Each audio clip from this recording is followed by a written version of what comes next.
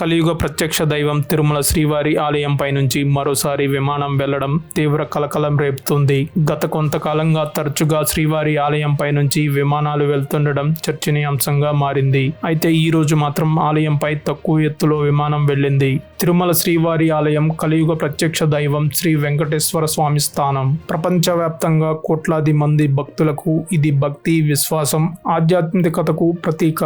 ఇక్కడ ఒక్క అడుగు వేసిన భక్తి పరవశంలో మునిగిపోవలసిందే. గత కొన్ని నెలలుగా తిరుమల శ్రీవారి ఆలయంపై నుంచి విమానాలు తరచూ సంచరిస్తుండడం భక్తుల ఆగ్రహానికి కారణమవుతుంది. ఆగమ శాస్త్ర నిబంధనల ప్రకారం ఈ పవిత్రమైన ఆలయంపై ఎటువంటి రాకపోకలు సాగించకూడదు. అయినా కొన్ని విమానాలు ఈ నియమాలను పట్టించుకోకుండా ఆలయ గోపురాలపై నుంచి అతి తక్కువ ఎత్తులో వెళ్తుండడం ఆశ్చర్యం కలిగిస్తుంది. ఈ రోజు ఉదయం జరిగిన సంఘటన భక్తుల మనసుల్లో మరింత కలకలం రేపింది. తిరుమల ఆలయం గోపురాలు పైగా విమానం తక్కువ ఎత్తులో వేగంగా దూసుకెళ్లింది.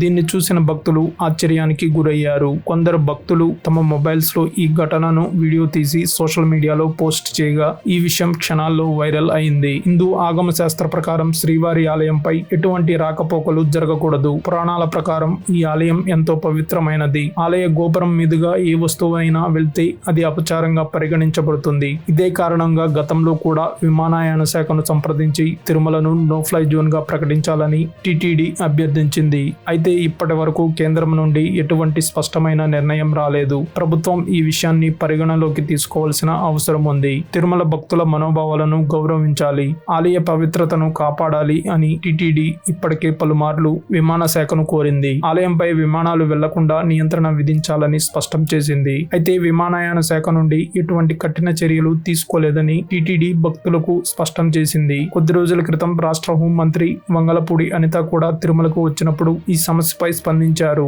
రాష్ట్ర ప్రభుత్వం ఈ అంశాన్ని కేంద్రానికి నివేదించిందని, త్వరలోనే దీనిపై కఠిన చర్యలు తీసుకుంటామని తెలిపారు. అవసరమైతే తిరుమలను నో ఫ్లై జోన్ గా ప్రకటించే దిశగా కేంద్రంతో చర్చలు జరిపి తగిన నిర్ణయాలు తీసుకుంటామని హామీ ఇచ్చారు. తాజాగా జరిగిన సంఘటనల నేపథ్యంలో తిరుమల విజిలెన్స్ టీం అప్రమత్తమైంది.